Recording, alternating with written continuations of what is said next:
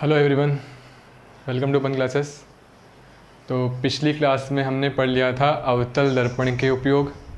तो अब हम पढ़ने वाले हैं उत्तल दर्पण के उपयोग। ठीक है, पहले हमने पढ़ा था अवतल दर्पण के उपयोग, तो अब हम स्टार्ट करते हैं उत्तल दर्पण के उपयोग। उत्तल दर्पण कैसा होता है? उत्तल दर्पण कुछ ऐसा होता है, ठीक है, जिसका परावर्तक पृष्ठ क्या होता है? ये बाहर की ओर वक्रित होता है। जिसका परावर्तक पृष्ठ बाहर की ओर वक्रित होता है वो क्या कहलाता है? उत्तल दर्पण। तो उत्तल दर्पण के अंदर क्या क्या उपयोग है? दो उपयोग है इसके। अवतल के कितने थे? 4, इसके केवल 2 हैं।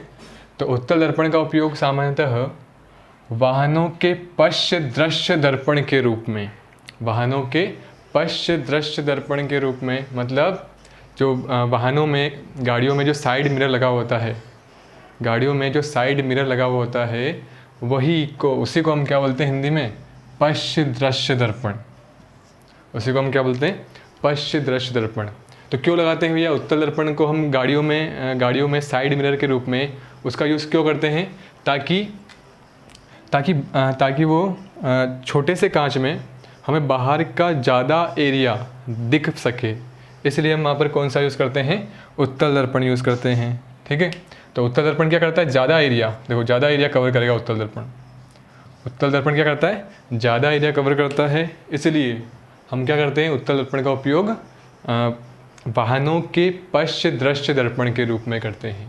वाहनों के पश्च दृश्य दर्पण के रूप में करते हैं, इसका मतलब साइड मिरर में। ठीक है, क्यों करते हैं बता दिया मैंने। ज़्यादा एरिया कवर करेगा, ज़्यादा एरिया कवर करेगा मतलब उसमें पीछे की ज़्यादा गाड़ियाँ दिख पाएगी। ठीक है, पीछे का ज़्यादा एरिया उसमें दिख पाएगा छोटे से कांच में। ठीक है, दूसरा क्या है?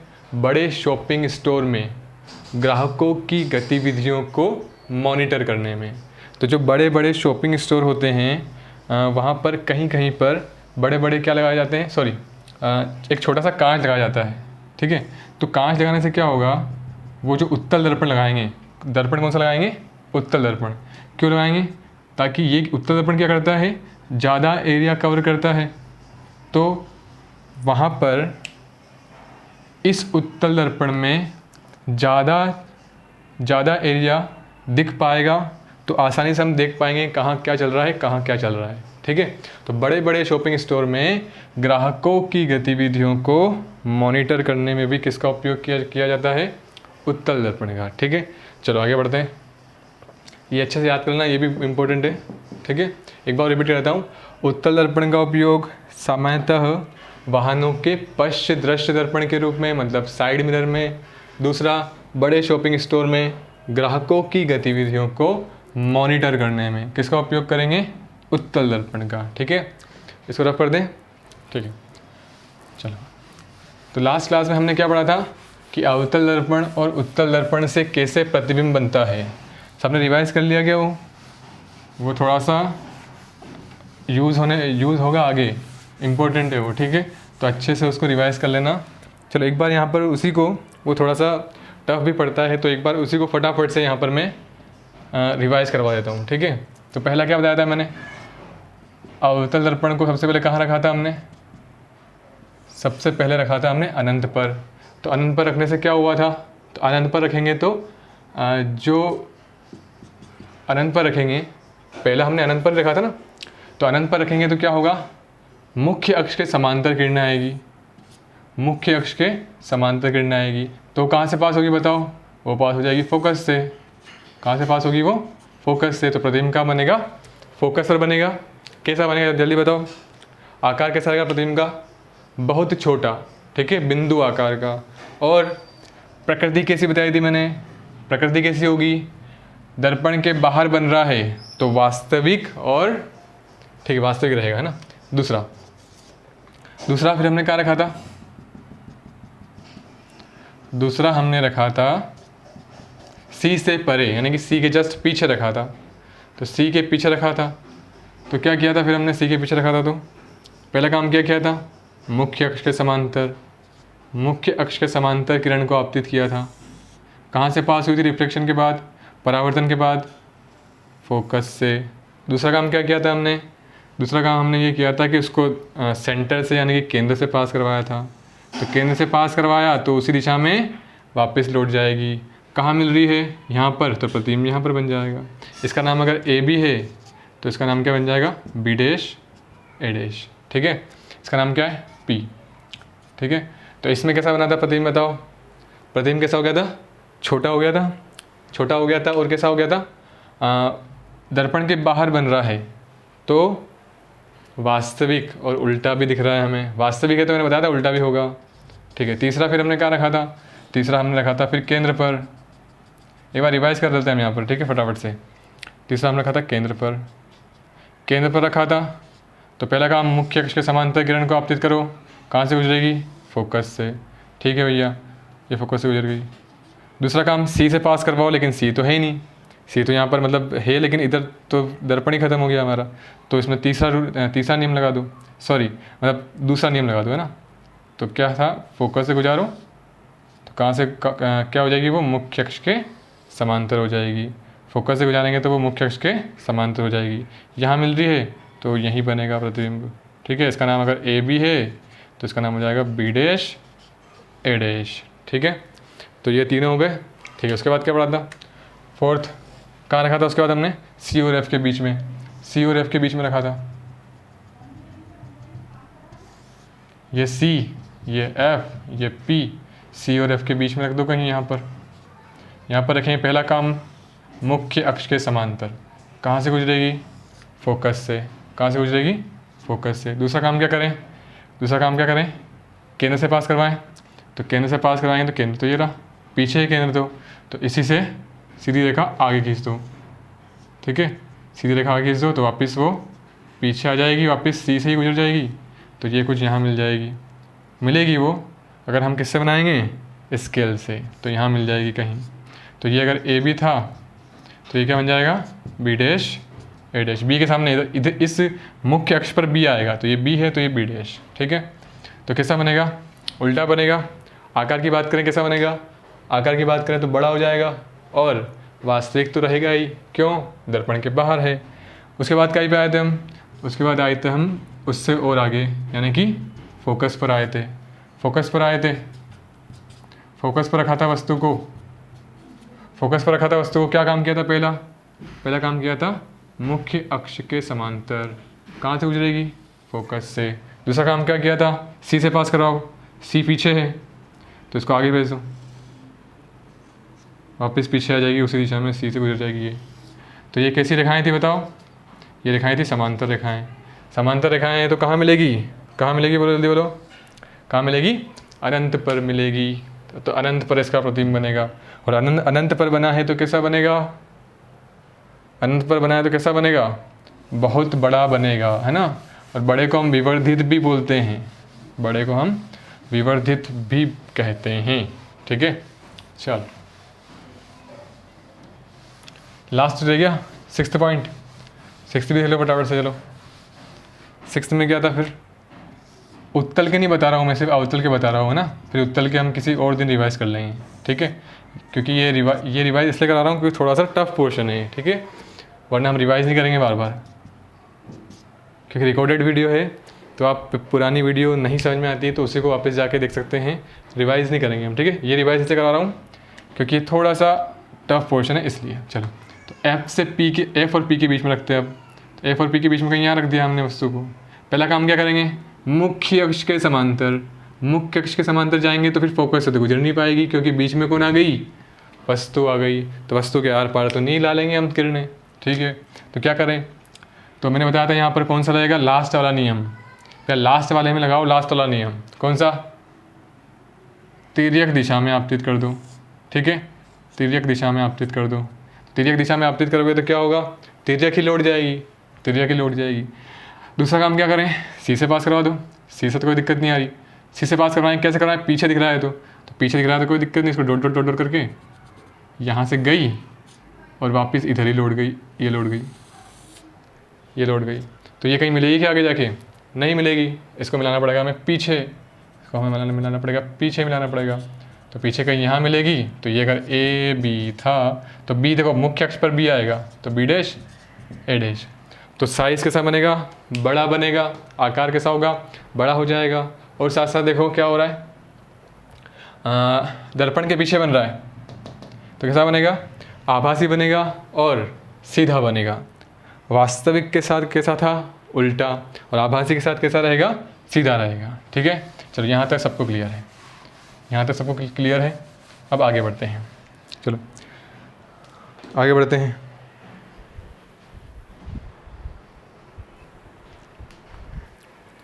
हाँ, तो अब हमें समझना है नई कार्तीय चिन्ह परिपाटी। नई कार्तीय चिन्ह परिपाटी भैया बहुत ही इंपॉर्टेंट है। अगर ये समझ में नहीं आई तो क्वेश्चन एक भी नहीं होगा हमसे। ठीक है, और बहुत ही आसान है, कोई दिक्कत नहीं है, आसान सी है। लेकिन ये इंपॉर्टेंट इसलिए है क्योंकि क्वेश्चन जो होंगे वो इसी पर बेस्ड रहेंगे। ठीक है, तो नई कार्तीय चिन्ह परिपाटी में कुछ भी नहीं है, ये हमने बनाया अवतल दर्पण, इसकी जगह उत्तल दर्पण भी हो सकता था, कोई दिक्कत नहीं है। ठीक है, तो ये बनाया हमने अवतल दर्पण। ठीक है, ये क्या लिखा, एरो क्यों लगाया, एरो इससे लगाया क्योंकि इधर साइड की दूरी जो है, यानी कि जो राइट साइड की दूरी है, ठीक है, तो उसको हम किस में नापेंगे, उसको हम किस में नापेंगे, और बाईं ओर की जो दूरी है उसको हम किस में नापेंगे, ये हमें पता होना चाहिए। ठीक है, तो ये क्या है, दाईं ओर की दूरी, दाईं ओर की दूरी। ठीक है, और दाईं ओर की दूरी को, इधर साइड वाली दूरी को हमेशा हम नापते हैं प्लस से। किससे नापते हैं बेटा, प्लस से। ठीक है, वो होता है ना, ये भी तुमको पता होगा, देखो ऐसे याद रखना इसको। ये होता है ना, ये x होता है, ये -x होता है, ये y होता है, ये -y होता है। तो इधर साइड की काय में लिखते हो तुम, इधर साइड वाली को प्लस में लिखते हो और इस साइड वाली को माइनस में। तो इसी टाइप से दाईं ओर की दूरी को, दाईं ओर की दूरी को प्लस में और बाईं ओर की दूरी को माइनस में, बाईं ओर की दूरी को माइनस में। इसी टाइप से ऊंचाई, मतलब प्लस y, ये ऊपर साइड y होता है, ये प्लस में होता है, नीचे साइड y होता है माइनस में। तो जो ऊपर की ऊंचाई है, ऊंचाई ऊपर की ओर, इसको हम काय में लिखेंगे बताओ, प्लस में। इसको काय में लिखेंगे हम, प्लस में। और ऊंचाई नीचे की ओर, ये ऊंचाई नीचे की ओर,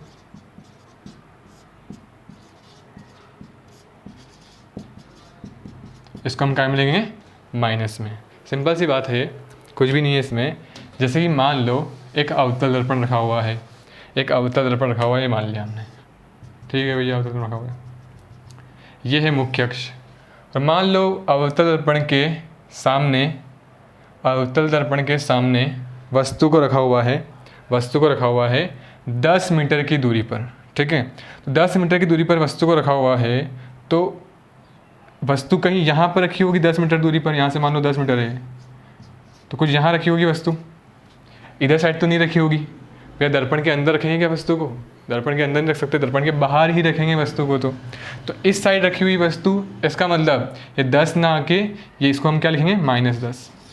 इसको हम काय से लिखने वाले हैं, -10 से। ठीक है, इसी टाइप से अगर ये मान लो ये वस्तु कुछ ऐसे होती, जिसकी हाइट मतलब ऊंचाई है कुछ, इसकी ऊंचाई मान लो 10 सेंटीमीटर है, मान लो 15 सेंटीमीटर है, क्योंकि 15 सेंटीमीटर की मान लेते हैं, एक स्केल मान लेते हैं, स्केल होती है 15 सेंटीमीटर की, तो वो मान लो ये स्केल है।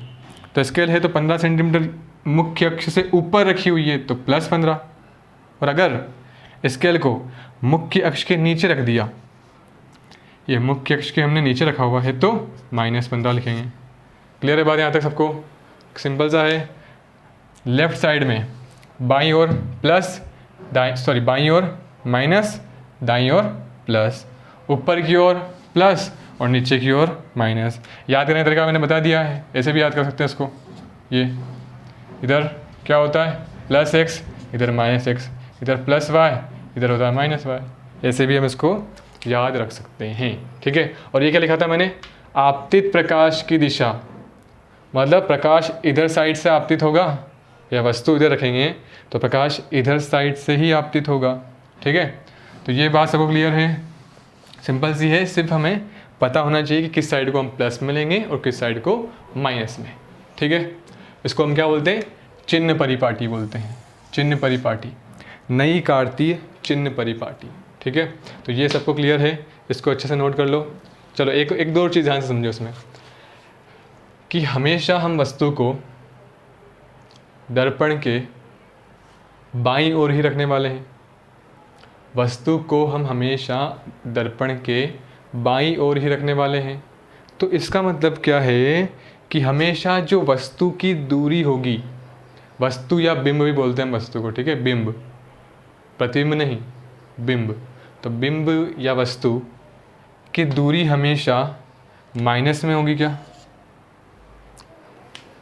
क्यों होगी माइनस में? क्योंकि हमेशा दर्पण के बाईं ओर ही रखेंगे हम, किसको? बिंब को। तो हमेशा माइनस में होगी बिना देखे। भैया वस्तु की दूरी अगर बोली है 10 मीटर दूरी पर वस्तु रखी हुई है, तो हमेशा क्या लिखेंगे? तो वस्तु की दूरी को माइनस में, ठीक है। प्रतिबिंब की दूरी तो हमें निकालनी पड़ेगी भैया, कहाँ बन रहा है प्रतिबिंब, ठीक है। तो ये सबको समझ में आ गया, ठीक है। चलो अब आगे बढ़ते हैं, इसको सभी नोट कर लो, ठीक है।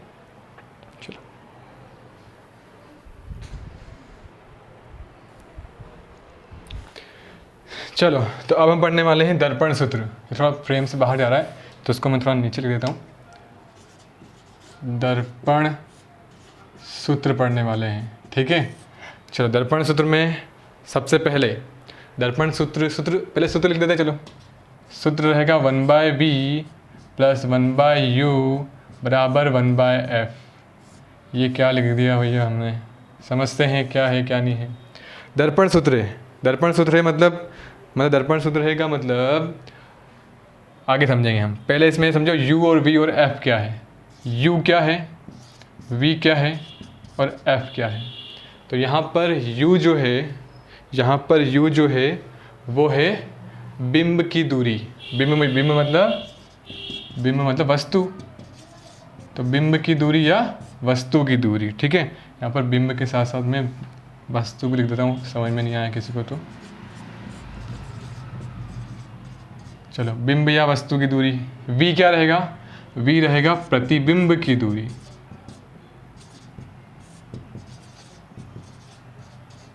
और f क्या रहेगा? f तो सबको पता है, क्या रहेगा? फोकस दूरी। f क्या रहेगा? फोकस दूरी, ठीक है। तो मैं क्या लिखा? 1/v + 1/u + 1/f, sorry 1/v + 1/u बराबर 1/f, ठीक है। 1/v + 1/u बराबर 1/f। u क्या रहेगा? बिंब की दूरी। v क्या रहेगा? प्रतिबिंब की दूरी। और f क्या रहेगा? फोकस दूरी, ठीक है। अब कैसे इसका यूज़ आएगा देखो। बोलेगा कि भैया एक अवतल दर्पण दिया हुआ है। क्या दिया हुआ है? अवतल दर्पण। और इसके सामने वस्तु को रखा हुआ है 10 मीटर की दूरी पर। कितने मीटर की दूरी पर? 10 मीटर की दूरी पर, ठीक है। 10 मीटर की दूरी पर रखा हुआ है। और चलो तो वस्तु को दिया हुआ है 10 मीटर की दूरी पर रखा हुआ है। और देगा वो कि इस दर्पण की फोकस दूरी देगा, कि फोकस दूरी दी हुई है, यानी कि f दिया हुआ है, वो दिया हुआ है हमारे पास। फोकस दूरी दी हुई है, वो दी हुई है हमारे पास 5 मीटर। कितनी दी हुई है? 5 मीटर। तो बताओ वस्तु की दूरी कितनी है? 10 मीटर। तो वस्तु दर्पण के सामने ही रखी होगी कहीं, यहाँ पर मान लो 10 मीटर की दूरी पर, यहाँ से यहाँ तक। तो वस्तु की दूरी को हम क्या लिखते हैं? u, यानी कि यहाँ पर u कितना है जल्दी बताओ? 10 है क्या? u कितना है? 10 मीटर। और 10 मीटर प्लस में है या माइनस में है? कहाँ है देखो, मैंने बताया था दर्पण के बाईं ओर, काय में लिखेंगे हम? माइनस में है। तो u कितना हो गया?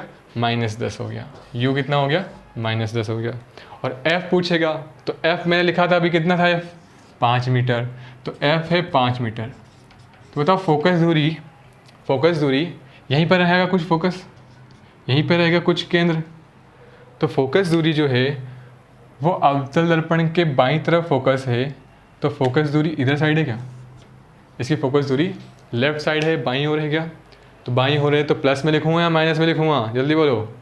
बाईं ओर है तो माइनस में। तो फोकस दूरी कितनी हो गई? -5। अब इस फॉर्मूले का यूज़ करके हमें बोल देगा वो कि प्रतिबिंब कहाँ बन रहा है, उसकी दूरी बताओ। प्रतिबिंब कहाँ बन रहा है? अवतल दर्पण से, उसकी दूरी बताओ। तो हम निकाल लेंगे फॉर्मूला लगा के फटाफट से। कैसे लगाएंगे? चलो फटाफट लगाते चलो। कैसे लगाएंगे? पहले लिखेंगे 1/v + 1/u = 1/f। v कितना है? v कितना है? अच्छा v तो हमें निकालना है। तो v तो हमें निकालना है। u कितना है, u है -10, u है -10। f कितना है जल्दी बोलो, f है हमारे पास -5, f कितना है -5। क्या करें, देखो ये माइनस है तो प्लस माइनस माइनस हो जाएगा क्या। अब ये बच्चों को समझ में नहीं आएगा अगर तुम्हारी मैथ्स कमज़ोर है तो अब यहाँ पर मैथ्स का रोल आएगा, ठीक है।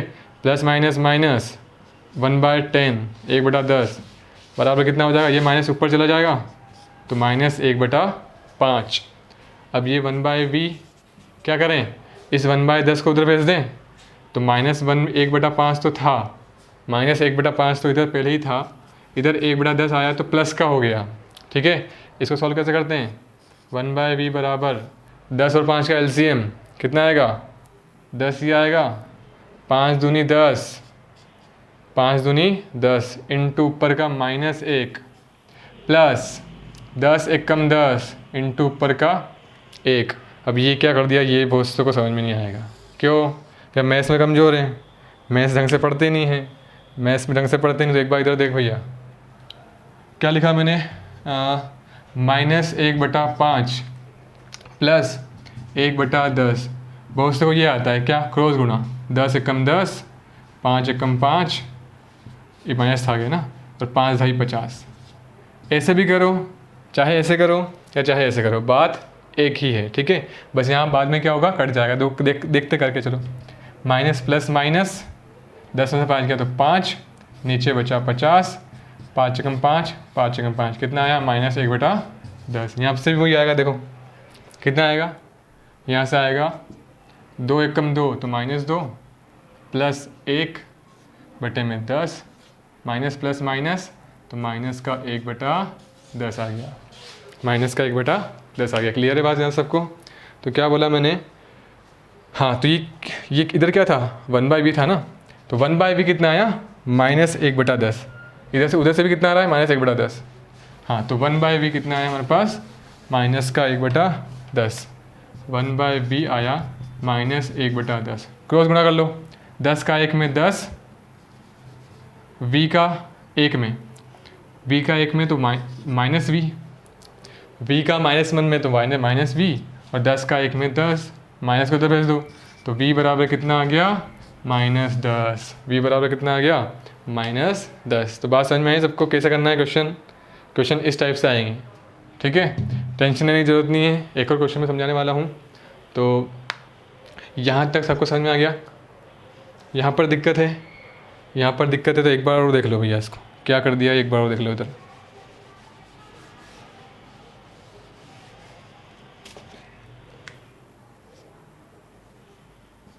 वन बाय वी तो इधर चल ही रहा था, 5 और 10 का एलसीएम ले भैया, एलसीएम लेना नहीं आता है भैया, तो इधर देख 2 5 10 5 एकम 5 तो 2 5 10 एलसीएम आ गया। 5 का पहाड़ा 10 आने तक बोल भैया कितना आएगा, 5 दूनी 10 इंटू ऊपर कितना था -1, कोई दिक्कत नहीं है। 10 एकम 10 इंटू ऊपर कितना था 1, तो 2 1 तो ये आ गया, कितना आ गया 2 एकम 2 -2 और 1 एकम 1। इस टाइप से कितना आ गया, माइनस का 1/10 आ गया, ठीक है। चलो यहाँ तक नोट कर लो, फिर हम इसके ऊपर एक अच्छा सा क्वेश्चन करते हैं, ठीक है, जो बुक का क्वेश्चन है, ठीक है। ये तो मैंने मन से बनाया था, तो एक बुक का क्वेश्चन कर लेते हैं एग्जाम्पल, ठीक है।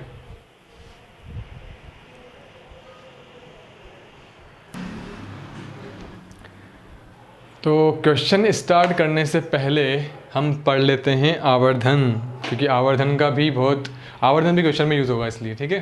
तो आवर्धन पढ़ लेते हैं। आवर्धन में क्या है, कुछ भी नहीं है, आवर्धन में कुछ भी नहीं है। क्या है देखो ध्यान से माना, प्रतिबिंब की ऊंचाई तथा बिंब की ऊंचाई के अनुपात को, प्रतिबिंब की ऊंचाई और बिंब की ऊंचाई के अनुपात मतलब बट्टे में लिख दो, ठीक है। अनुपात को क्या कहते हैं, आवर्धन कहते हैं। सिंपल सी बात, क्या बोला, प्रतिबिंब की ऊंचाई और बिंब की ऊंचाई, प्रतिबिंब की ऊंचाई और बिंब की ऊंचाई के अनुपात को आवर्धन कहा जाता है। और इसे इसे m से व्यक्त किया जाता है, यानी कि m से लिखने वाले हैं हम इसको, ठीक है।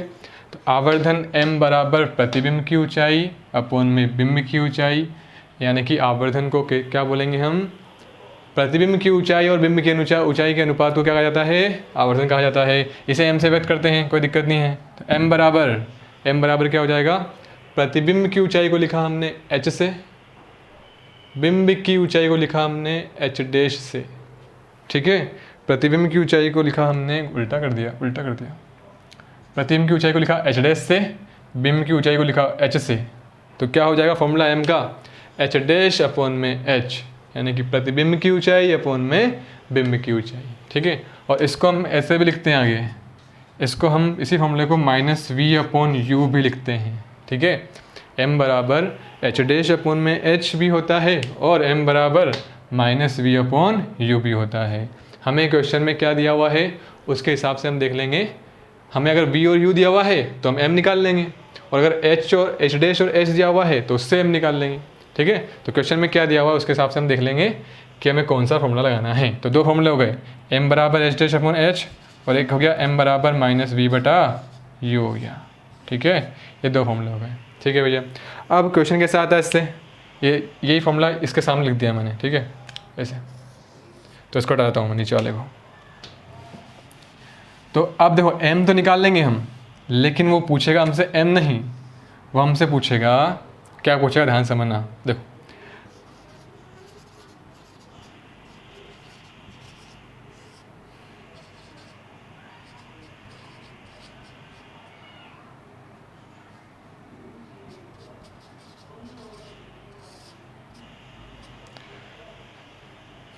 m अगर धनात्मक है, m अगर धनात्मक है और m अगर ऋणात्मक है तो क्या होगा, ध्यान से समझना अभी बात। m अगर धनात्मक है और m अगर ऋणात्मक है तो क्या होगा, देखो ध्यान से। m का फॉर्मूला होता है h डैश अपॉन में h, m का फॉर्मूला होता है h डैश अपॉन में h। डायग्राम बनाते हैं, ये बनाया मैंने अवतल दर्पण, ये मुख्य अक्ष, यहाँ पर कोई वस्तु मान लो ये रही। तो बताओ वस्तु की ऊंचाई प्लस में आएगी या माइनस में। तो यहाँ पर अगर मैंने मुख्य अक्ष से ऊपर रखा है तो वस्तु की ऊंचाई नीचे आती है ना, ये बिंब की ऊंचाई h काई में आएगी, बताओ प्लस में आएगी। कोई दिक्कत है, नहीं दिक्कत है, देखो कुछ भी दिक्कत नहीं। इधर देखो मुख्य अक्ष से ऊपर रखा हुआ है ना वस्तु को, तो ऊंचाई ऊपर की ओर काय में लेते थे हम, बताओ अभी पढ़ाया था चिन्ह परिपाटी में, ऊपर की ओर लेते थे प्लस में। और अगर प्रतिबिंब अगर नीचे बन गया कहीं और नीचे बन गया तो प्रतिबिंब की ऊंचाई काय में हो जाएगी, माइनस में। प्रतिबिंब की ऊंचाई काय में हो जाएगी, माइनस में। तो ओवरऑल कुल मिला के हमारे पास साइन जो आएगा वो माइनस में आएगा। क्या प्लस माइनस क्या हो जाता है, माइनस हो जाता है। तो साइन हमारे पास आएगा माइनस का। तो इसका मतलब क्या है, साइन माइनस का आ रहा है, इसका मतलब क्या है कि m ऋणात्मक आ रहा है, m ऋणात्मक आ रहा है। तो m अगर ऋणात्मक आया तो अब उल्टा चलते हैं, m ऋणात्मक आया इसका मतलब एक प्लस में है और एक माइनस में। m ऋणात्मक आया इसका मतलब एक प्लस में है और एक माइनस में। इसका मतलब प्रतिबिंब जो है वो बिंब का कैसा बनेगा, उल्टा बनेगा। देखो उल्टा दिख रहा है ना, उल्टा है इसलिए तो यहाँ पर प्लस लिखा या माइनस लिखा, उल्टा बना तभी तो हमने प्लस और माइनस लिखा है। तो क्या बोला, अगर m ऋणात्मक आया तो इससे उल्टा चलते हैं, ऋणात्मक आया तो क्या होगा, हमेशा प्रतिबिंब कैसा बनेगा, उल्टा बनेगा, ठीक है। हमेशा प्रतिबिंब उल्टा बनेगा, चलो ठीक है, उल्टा बनेगा, ठीक है। m अगर धनात्मक आया तो कैसा बनेगा, m धनात्मक आया तो इसका मतलब m धनात्मक आया तो इसका मतलब या तो ये दोनों माइनस में है या ये दोनों प्लस में है, या तो ये दोनों माइनस में है, दोनों माइनस में है तो माइनस माइनस कट जाएगा तो प्लस हो जाएगा, और या फिर ये दोनों प्लस में है तो फिर साइन का आएगा, प्लस का आएगा। तो इसका मतलब दोनों प्लस में है, इसका मतलब या तो दोनों ऊपर है, या तो दोनों ही ऊपर है या फिर दोनों ही नीचे है, या दोनों ऊपर है या दोनों नीचे है। वो चाहे ऐसे भी हो सकते हैं, दोनों ऊपर ऐसे भी हो सकते हैं, इधर भी हो सकते हैं, ठीक है। तो m धनात्मक आया इसका मतलब प्रतिबिंब कैसा बनेगा, सीधा बनेगा। m धनात्मक आया तो प्रतिबिंब कैसा बनेगा, सीधा बनेगा, ठीक है। तो ये बात सबको क्लियर है क्या, चलो ये बात सबको क्लियर है, आगे बढ़ते हैं, ठीक है, आगे बढ़ते हैं।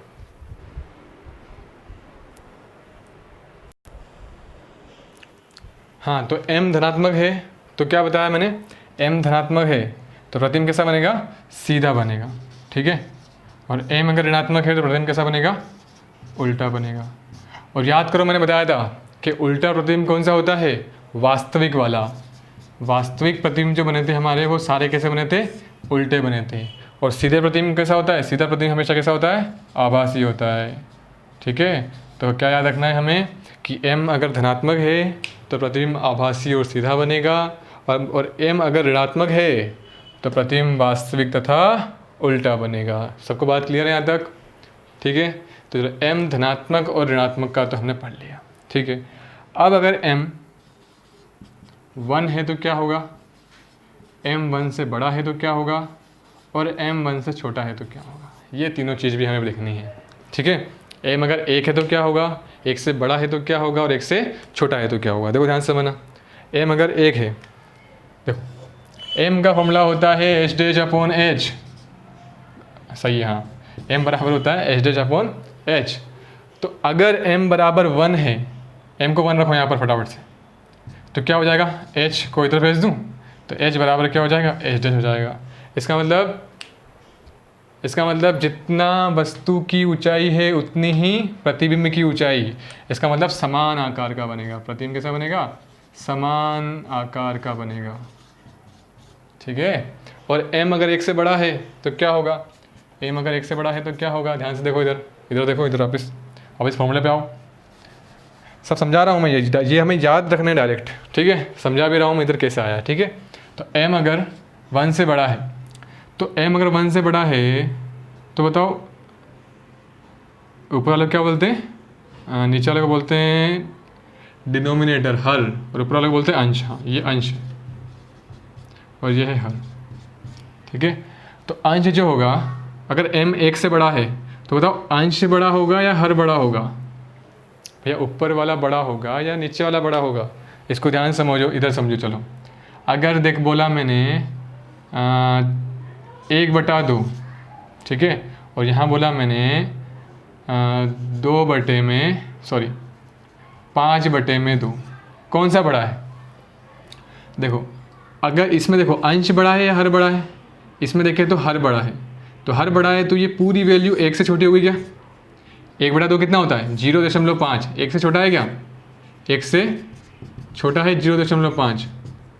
1/2 जिसमें अंश छोटा है, हर से अंश छोटा है, तो अंश छोटा हुआ अगर तो 1 से छोटी होगी वैल्यू। और यहाँ पर अंश बड़ा है तो बताओ उसकी वैल्यू कितनी आती है, 2 दूनी 4, 2 5 10, कितनी आती है 2.5। तो ये 1 से बड़ा हो गया। तो इससे हमें क्या पता चला कि अंश अगर छोटा है तो m, अंश अगर छोटा है तो m 1 से छोटा होगा। और अंश अगर हर से बड़ा है तो m क्या होगा, m 1 से बड़ा होगा।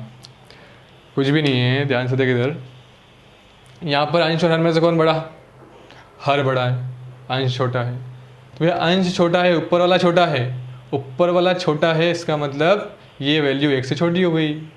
ठीक है, और ऊपर वाला बड़ा है तो ये वैल्यू 1 से बड़ी हो गई। तो यहाँ पर देखो, m अगर 1 से बड़ा हुआ तो अंश बड़ा होगा या हर बड़ा होगा। m अगर 1 से बड़ा है तो ऑब्वियसली अंश बड़ा होगा।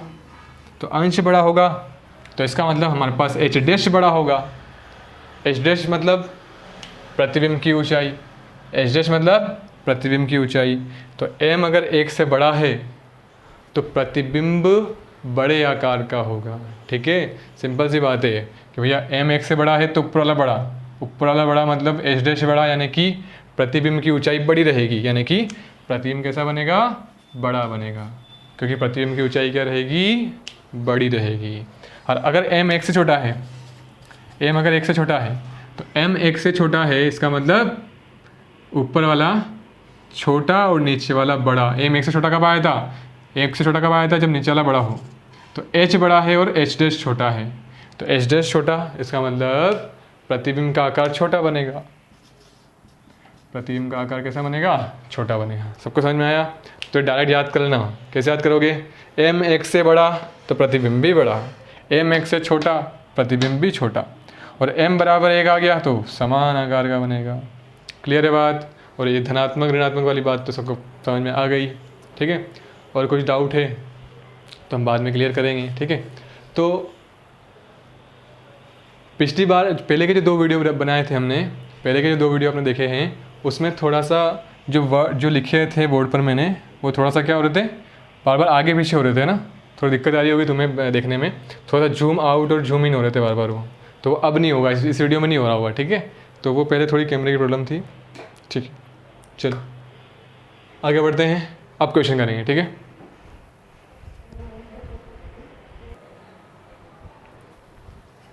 चलो स्टार्ट करते हैं क्वेश्चन,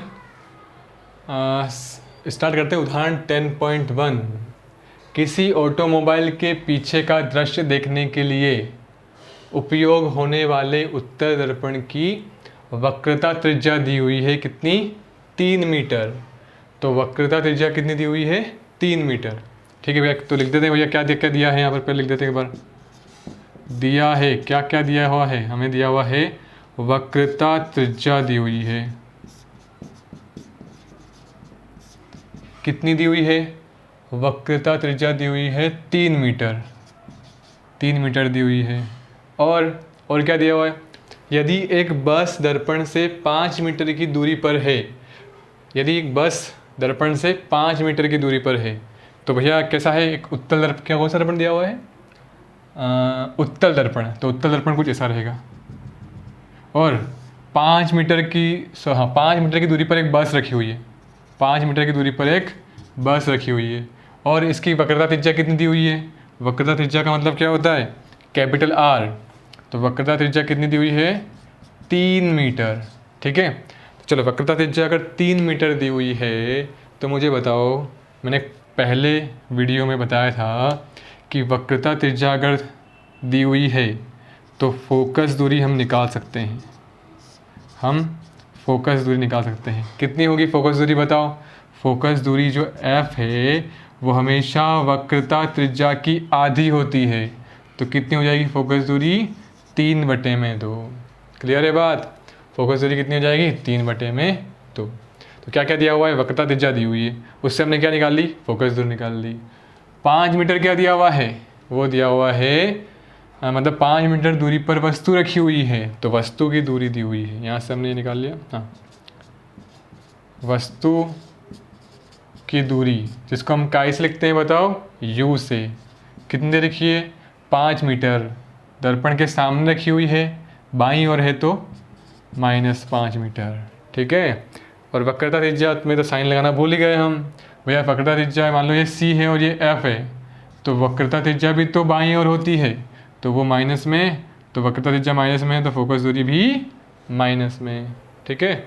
चलो ये सारा दिया हुआ हमने सारा लिख दिया, ठीक है। अब क्या करेंगे हम, हमें निकालना है, क्या निकालना है, प्रतिबिंब की स्थिति, प्रकृति और साइज, तीनों चीज़ें निकालनी है। तो स्थिति निकालने के लिए क्या करेंगे, फॉर्मूला लगाएंगे, दर्पण सूत्र।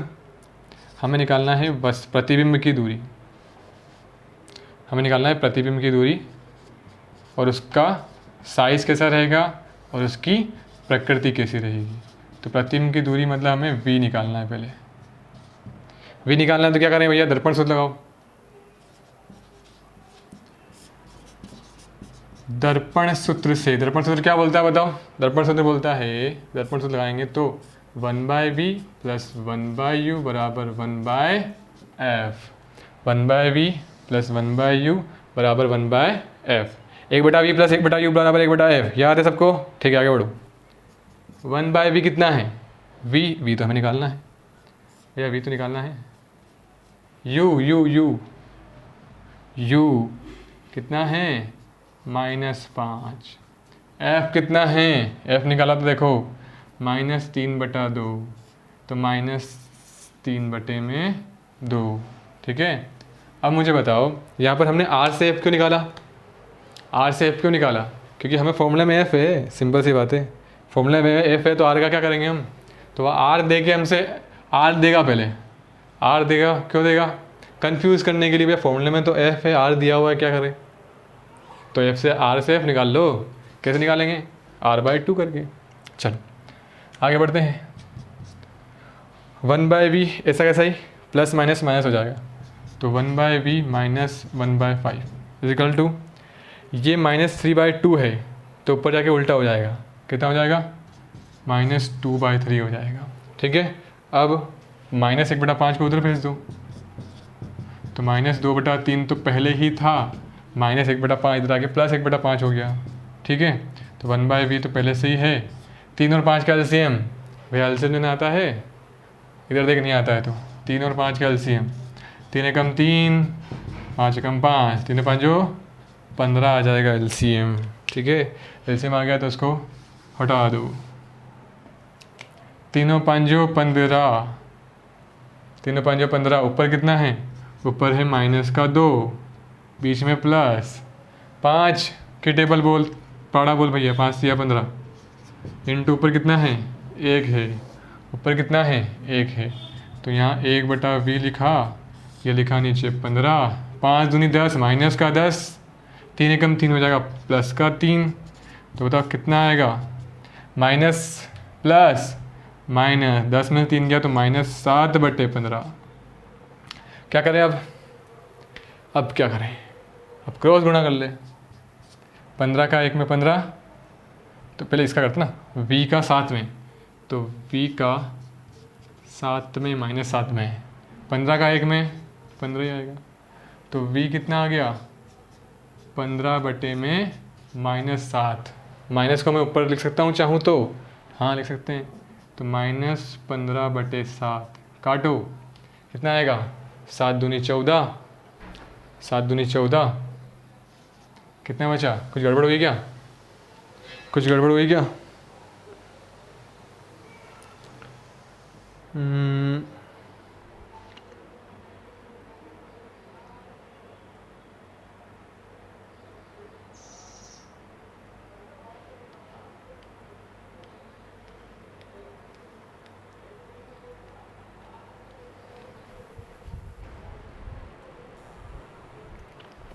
हाँ भैया गड़बड़ ये हुई कि हमने ये नहीं देख, ये उत्तल दर्पण है, और उत्तल दर्पण के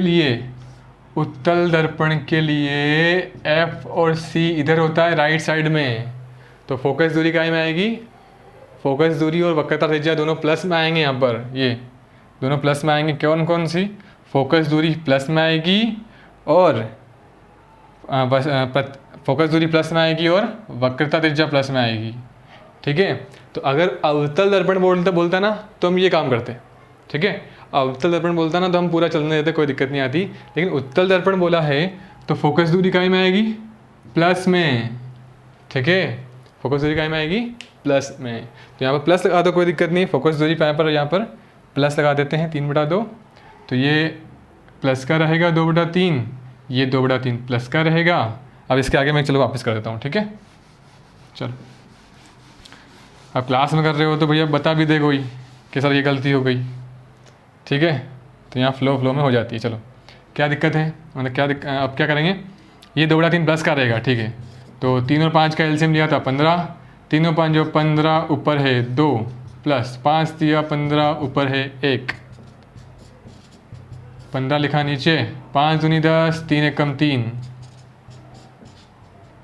3 और 10 13, v को इधर भेजो, 13 इंटू वी बराबर 15 इंटू 1, तो v कितना आ जाएगा जल्दी बोलो, v आ जाएगा 15/13, काटो, 13 एकम 13, 13 एकम 13, कितना बचा 2 बचा, तो 20 हो गया, पॉइंट लगाया तो, फिर 13 एकम 13 कितना बचा 7 बचा, 13 5 65, 13 6 78, 13 6 78 नहीं, 13 5 65, 13 5 65, तो आंसर कितना आ गया 1.15 मीटर में था क्या, तो भैया मीटर में लिख दो, तो v आ गया 1.15 मीटर, ये v आ गया हमारा, ये v आ गया 1.15 मीटर, ठीक है भैया, भैया आ गया।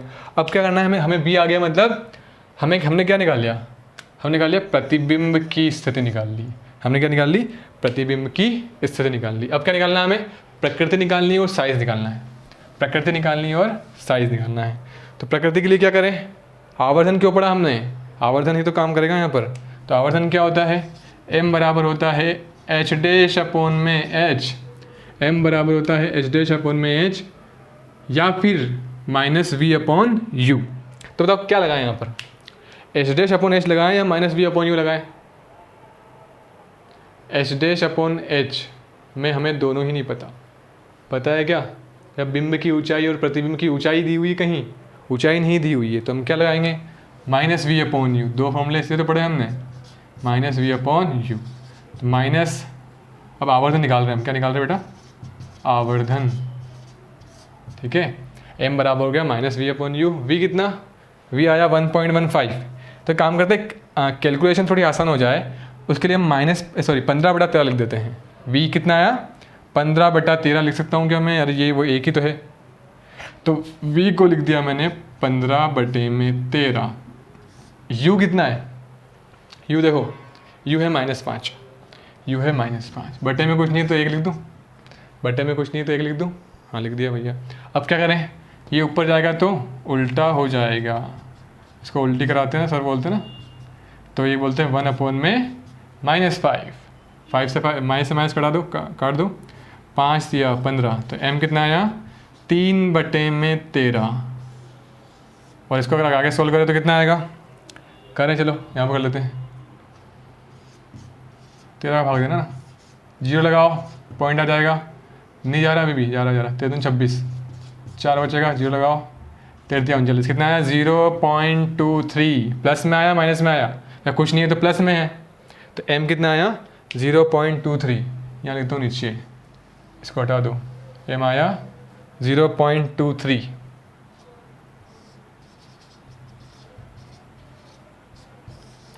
m आया 0.23। अरे ये रो भूल गया अपन, ये रो कैसे भूल सकते हैं? चलो m आ गया 0.23। तो m आ गया 0.23। तो बताओ m जो है वो 1 से छोटा है या बड़ा? m 1 से छोटा दिख रहा है, m 1 से छोटा दिख रहा है।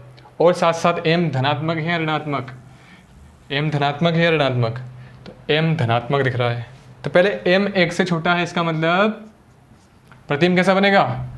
प्रतिबिंब छोटा बनेगा। प्रतिबिंब कैसा बनेगा? छोटा बनेगा। और m अगर धनात्मक है,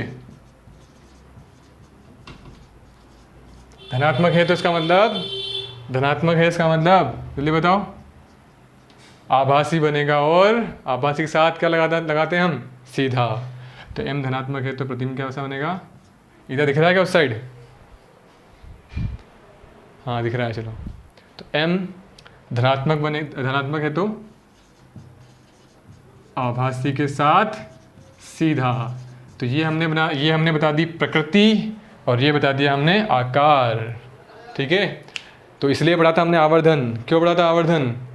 क्यों m जो है वो 1 से छोटा है तो प्रतिबिंब छोटा बन जाएगा, और m अगर धनात्मक आ जाए तो आभासी और सीधा हो जाएगा। ठीक है, तो आज के लिए इतना रखते हैं। उम्मीद है सबको समझ में आ गया होगा अच्छे से। ठीक है, फिर बाद में कंटिन्यू करते हैं आगे। फिर हम अब इस चैप्टर का दूसरा पार्ट पढ़ेंगे। दूसरा पार्ट कौन सा? अपवर्तन वाला। ठीक है, तो ये यहाँ तक सब अच्छे से रिवाइज करना। ये एक मतलब 2 पार्ट में ये चैप्टर, एक तो परावर्तन और एक अपवर्तन। तो परावर्तन यहाँ पर हमने कंप्लीट कर लिया पूरा अच्छे से। ठीक है, अब जो भी डाउट है वो हम आगे सॉल्व करेंगे। ठीक है, आज के लिए इतना ही।